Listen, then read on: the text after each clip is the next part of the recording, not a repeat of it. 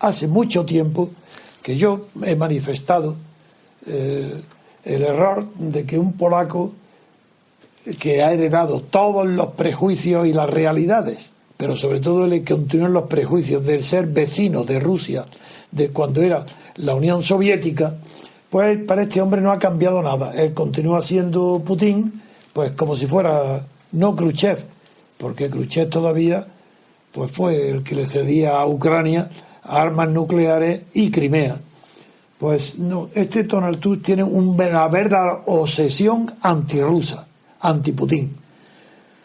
Pero vamos a empezar con sus posiciones socialdemócratas y cobardes, huidizas de la verdad de una manera permanente, como es típico de la socialdemocracia, de los disvalores de la socialdemocracia referentes a la crisis griega. El titular del periódico anuncia ya las palabras literales de Tusk, que dice: tenemos que evitar cualquier humillación en la crisis griega. No le ha faltado decir, pero en el texto sí lo que llega a decir, a cualquier precio. Así que tenemos que evitar cualquier humillación en la crisis griega a cualquier precio. ¿Y qué entiende por humillación griega? Lo vais a ver. Literalmente le preguntan. Después de decir tenemos que evitar cualquier cosa que pueda humillar a la otra parte, hablando de Grecia, la dignidad y la humillación son muy importantes en política, no solo los números, figuraros lo que está diciendo, en una deuda. Lo importante no son los números para pagar una deuda, lo importante es que no se humille al deudor. Bueno, el ex primer ministro polaco se refiere ya al asunto actual, al distanciamiento que hay entre Alemania y Grecia, y le preguntan: ¿y cree que Grecia está siendo humillada? Responde: no. Pero sé que muchos griegos hoy se sienten humillados. Pues no os dais cuenta de hasta qué punto de imbecilidad moral se puede llegar en los dirigentes de europeos. De manera, no está siendo humillada, pero hay que tratarla a Grecia para evitar que se sienta humillada como se sienten humillados muchos griegos, hay que darle todo lo que pueda dársele para evitar la humillación griega. Y como no con números, como se trata de pagar una deuda, pues no hay que hacerlo. Eso con los números no se arregla. Eso se arregla ¿cómo? No lo dice, vamos a ver. Pero dice que él quiere estar duro con todas las partes implicadas. Él no está duro ni consigo mismo, sí, solamente contra Rusia. Contra las partes implicadas este hombre es incapaz de mandar siquiera, si ni siquiera sabe en qué consiste el cargo que tiene. Como lo va a confesar indirectamente en la entrevista.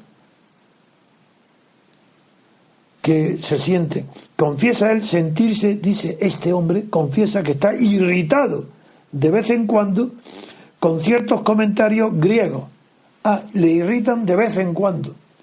Está irritado con ciertos comentarios. Entre comillas dice: puedo entender especialmente a los políticos alemanes, porque la mayoría de las veces son ellos el objetivo de los comentarios que le irritan. Y él dice que le ha dicho a Tsipras lo siguiente, entrecomillado: necesitas ayuda, deja de bromear. Vaya conversación entre políticos. Necesitas ayuda, deja de bromear. Necesitas miles de millones de euros y no puedes atacar y ofender cada día a quienes pueden prestarle ayuda. Es contraproducente. Uy, qué barbaridad, qué inteligente es este hombre que le da ese consejo a Tsipras, que no ataque, que no critique, que no ofenda cada día a quienes tienen que darle la ayuda. Pero este comentario yo creo que obedece un poco a lo que usted ha dicho al principio. Así, este hombre no desconoce que ya no hay Unión Soviética, no lo sabe. Claro, sigue con los mismos prejuicios. Y yo tengo amigos polacos y realmente me comentan eso, precisamente, que vosotros no conocéis a los rusos. Eso. Vosotros estáis deseando volver a conquistar Europa. Entonces Grecia no le importa en realidad a los polacos, sino si cae en la órbita de Rusia. No, claro, si los polacos necesitan otro Napoleón, que vaya allí y para que se enamore de una polaca y lo defienda contra Rusia, a Polonia. Eso es lo que están esperando. Pero a diferencia de la postura que tenía Van Rompuy, que es su antecesor, este polaco dice que le da un tinte más personal a su puesto, y puesto que él cree que consiste en buscar compromisos entre los 28 y no tanto en marcarle el camino que deben seguir. Buscar compromisos. Pero él no tiene por qué buscar caminos ni tener ideas, es buscar compromisos, como todo el mundo, que se entiendan, el consenso. La confrontación con Rusia refleja en realidad la agenda política de este pobre hombre, pobre y peligroso hombre. Asumió el cargo en diciembre y se ha volcado especialmente, como no, en el conflicto ucraniano. Por eso vamos a enlazar esas palabras ya con la entrevista de Putin. En Ucrania, durante la visita de Obama, donde se afirmaba la Unión Europea ante la amenaza de Moscú, él ya insistió en esto. Mi papel, dice, está definido por el contexto. Su papel está definido por el contexto. El contexto define el texto, no lo condiciona. Porque un contexto es aquello que condiciona, hace comprensible o hace entender el texto. Pero no está definido jamás por el contexto. Eso sería tanto como la imbecilidad de Ortega, yo soy yo y mis circunstancias. ¿Cómo mis circunstancias? Serás tú y transforma las circunstancias si puedes. Y si no, eres la circunstancia nada más. ¿Qué es eso? Yo y mis circunstancias, eso es tan tonto como mi papel está definido por el contexto. Pues vaya, según eso, nadie tendría personalidad. No hay más que posiciones contextuales. Y dice él, no es solo mi predisposición. Pues claro que la tiene, ya la está admitiendo. No es solo mi predisposición, no es tan tonto como parece. Porque alguien que es capaz de conocerse, aunque sea en parte, ya no es tonto del todo. Y dice, este hombre, no es solo mi predisposición. No puedo fingir que no tenemos un problema en Ucrania. Pero ¿cómo va a fingir que no tenemos si tiene odio visceral a Rusia? Se siente incómodo, añade. Fíjate, se siente incómodo ante el formato del acuerdo de paz de Ucrania. ¿Pero qué significa formato? ¿No veis que es lo de siempre? Diseño, formato, de cara a, desde las posiciones o desde la simpatía. ¿Pero qué es esto? De manera que se puede aceptar que una persona normal y equilibrada se siente incómodo ante el formato. ¿Pero qué formato hay del acuerdo de paz de Ucrania? Que no estaba él, porque se le llama formato, por palabra tomada de las televisiones, a unos escenarios donde no donde está compuesto por la distribución en el espacio de determinadas personas, y el entrevistador se dice el diseño, el formato. Bueno, ¿por qué no está de acuerdo con el formato? ¿Porque él no estaba presente en los acuerdos de Minsk? ¿Qué significa esto? Nada. Que no estaba de acuerdo con el formato de esos acuerdos que han sido liderados por Angela Merkel y el presidente francés François Hollande. Aquí está ya acusando el golpe. Sin participación institucional de Bruselas. Pero todavía este hombre no se ha enterado todavía que Bruselas no pinta nada. Que Bruselas pinta lo que diga Merkel y lo que diga Holanda. Nada más. Son las dos únicas potencias dentro y sobre todo Alemania. Porque Merkel tiene en Bruselas mucho más poder que Holanda. Y Holanda tiene más poder que Italia y más poder que España y más poder que todos los demás. Ese formato no le gusta. Pero si esa es la realidad. Vaya diplomático, que su función es adquirir compromisos y no sabe siquiera por qué hay ese formato en Minsk, por qué el orden de los que tienen el poder. Y él busca compromisos y no sabe quién tiene el poder en Europa y está añorando que no esté Bruselas. Pero si Bruselas está porque no tiene poder ninguno. Mientras haya una recomendación común de Merkel y Holanda, escuchar, hay posibilidades de que los 28 tengan una posición común. Qué listo es, ¿verdad? Qué listo. Sabe que si se ponen de acuerdo Alemania y Francia, los 28 están de acuerdo. Pero eso es estar de acuerdo, es que no tienen hegemonía. Es que la Unión Europea es simplemente una reunión donde manda exclusivamente Alemania y Francia. Alemania tiene en cuenta a Francia. Y Francia tiene más en cuenta todavía a Alemania que a la recíproca. Es decir, la Unión Europea está hegemónicamente dominada por Alemania y consensualmente necesita la colaboración de Francia. Y añade este pobre idiota, este polaco, Tusk, dice: sé que lo que proponen será aceptado tanto por los lituanos como por los griegos. ¡Uy, qué ejemplo ha puesto Lituania! En primer lugar, Lituania primero está muy cerca de Polonia porque hay una tradición histórica que los reyes polacos del siglo de oro, junto con las universidades de Cracovia y Varsovia en pleno auge y con los científicos astronómicos, los que tenían en su dominio la astronomía del mundo, eran dinastías lituanas. Eran las familias lituanas las que formaban el dominio en Polonia, la hegemonía política. Entonces, Lituania es importantísimo para Polonia. ¿Y qué ha querido decir? Que como Lituania se separó en los primeros momentos de debilidad, cuando se hunde la Unión Soviética, se separa y está decisivamente apoyada por Estados Unidos y por la Unión Europea, pues ha citado dos extremos, el lituano y el griego. El lituano, porque es tan adversario de Rusia como Polonia, como él, y el griego, porque es el más cercano a Rusia de toda Europa. Porque los lazos de unión entre Grecia y Rusia son muy grandes porque son culturales. Es la religión, es el arte, es Bizancio. Es que tienen muchísimos puntos en común. Es normal que en Grecia se tienda naturalmente a entendimientos con la cultura rusa y a la inversa. Este hombre ni lo sabe. ¿Qué le pasa? Cree que Grecia está gratuitamente más cercana al entendimiento con Moscú que el resto de los... Y como tiene un odio verdaderamente a Putin, a él lo culpa de que no es posible aplicar del todo el acuerdo de Minsk, en lo que se llama el acuerdo 2 de Minsk, de alto el fuego.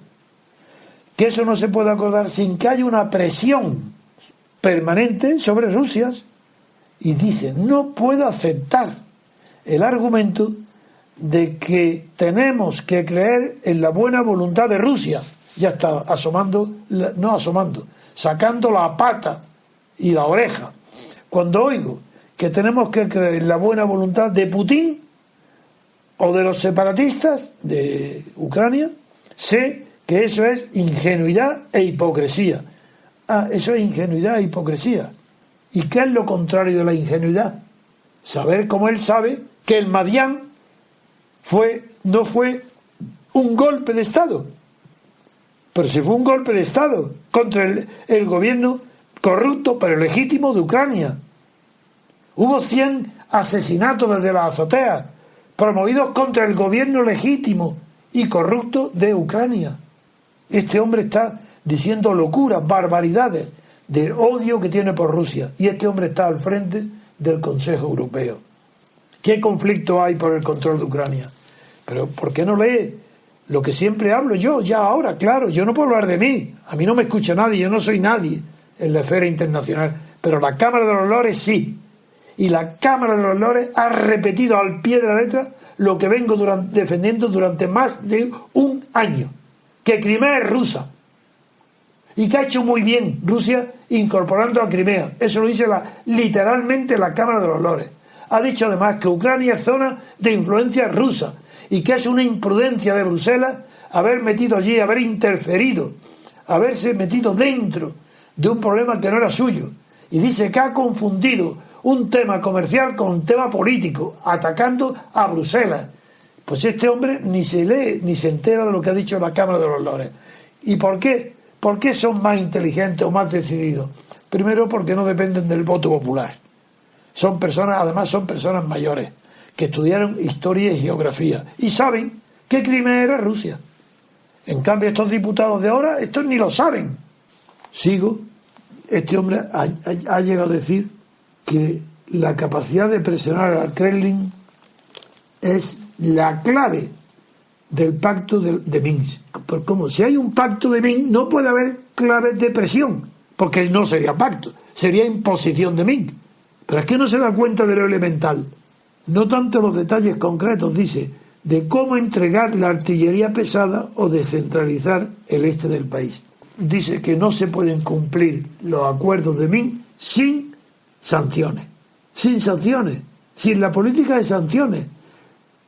Esa política que está encendiendo el ánimo, que está contribuyendo a un enconamiento del conflicto de Estados Unidos-Rusia, y este hombre atiza leña al fuego, diciendo que Minsk no se puede cumplir sin sanciones, y que la mayor muestra de unidad que ha dado la Unión Europea hasta la fecha ha sido esta, la de apoyar las sanciones a Rusia, aunque no todos los socios europeos confían en sus resultados. Añade, Europa tiene que estar dispuesta a mantener las sanciones hasta que el acuerdo de Minsk esté del todo aplicado. Pero ¿qué acuerdo puede ser invocado si solamente puede o debe ser cumplido mediante sanciones? Eso es señal que no hay acuerdo, eso es mentira. Si hay acuerdo, no hay necesidad de sanciones. Es que Rusia está incumpliendo el acuerdo, que se diga dónde y cuándo y dónde y cómo. Pero si no es verdad, ¿qué es la verdad?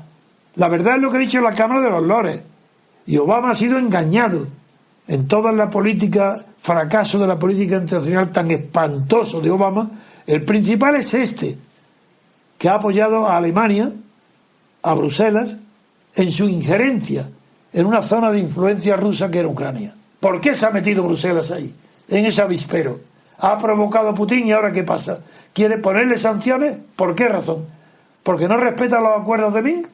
Pero si sois vosotros los que no habéis respetado el acuerdo de la paz, de cuando se desovietizó Rusia, y cuando se distribuyeron o se controlaron las armas nucleares depositadas en Ucrania y en la flota del Mar Negro, si es todo eso lo que se ha incumplido por parte de Occidente, si Rusia ha cumplido sus compromisos y está a la defensiva, pues naturalmente, y claro que se siente atacado y se ha defendido del ataque, porque ¿por quién estaba siendo atacado? Lo diré, no por el siempre nacionalismo ucraniano, no, por las fuerzas agresivas de la extrema derecha e intereuropea desplazada a Ucrania para remover el gobierno legítimo, mejor que legítimo, legal, porque era corrupto y ya no, para removerlo, para quitarlo, y para eso provocaron los disturbios del Maidan,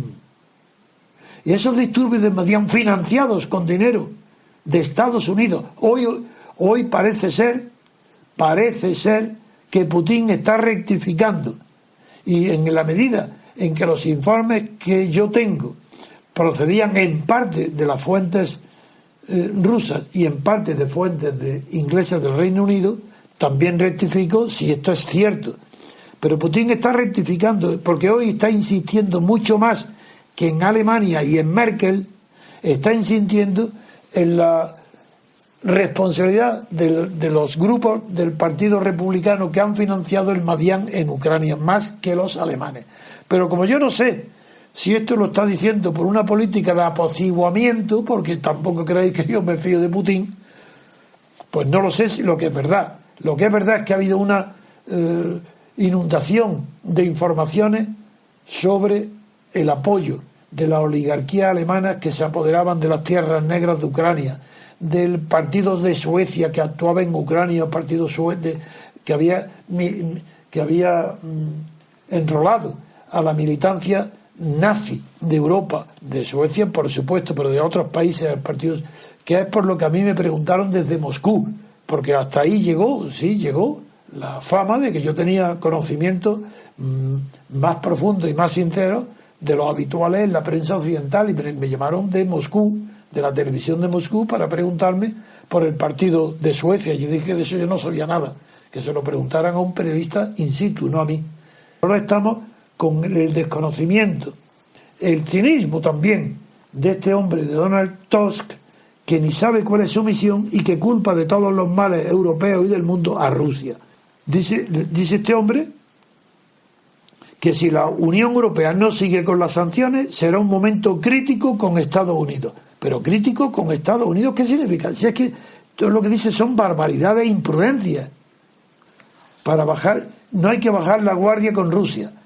Dice, las relaciones con Washington, que coloca en el mismo nivel de importancia que los de la UE, al hablar con Obama, no es que dice que no es precisamente un halcón. Eso es evidente, que no es un halcón en la esfera internacional, es todo lo contrario, es que no tienen ni idea y lo están toreando todo. Ahora, de manera, figuraros, nada más que por recordarlo, ¿os acordáis que es Rusia, Putin y su ministro de Asuntos Exteriores los que resuelven la crisis bélica de Estados Unidos con Siria?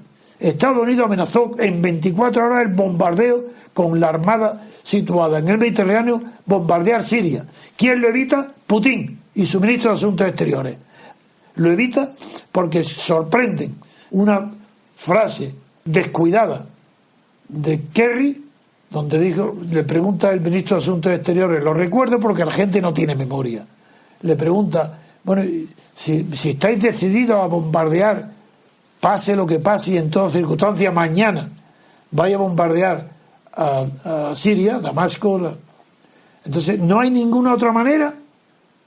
Y claro, dice hombre, y si renuncia y se entrega al armamento químico, dice, hombre, en ese caso, entonces no. Bueno, eso lo transmite a Putin. Putin llama inmediatamente al Assad, a Siria, y Siria responde al día siguiente diciendo, de acuerdo, que renuncia al armamento químico. Bueno, pues esa victoria es de Putin exclusivamente. Y hoy, ¿qué hace Obama? Pues ese enemigo tan grande que estaba en guerra contra él, hoy dice que lo necesita como aliado, que se va a unir con él para combatir el yidaísmo. Porque es de momento, como si hubiera cosas de momento que luego se cambian. No, señor. Si de momento tu aliado crea unos lazos tan grandes que luego no lo va a combatir, no le va a declarar la guerra. Primero vamos a combatir junto al yidaísmo y cuando terminemos con él haber acabado con el yidaísmo, entonces verás tú lo que te hago yo a ti. Eso es mentira. Eso es un lenguaje de niños. Eso no es realista. Y esto, en manos de estos hombres estamos, en Europa, de estos desgraciados, porque desgraciados presuntuosos,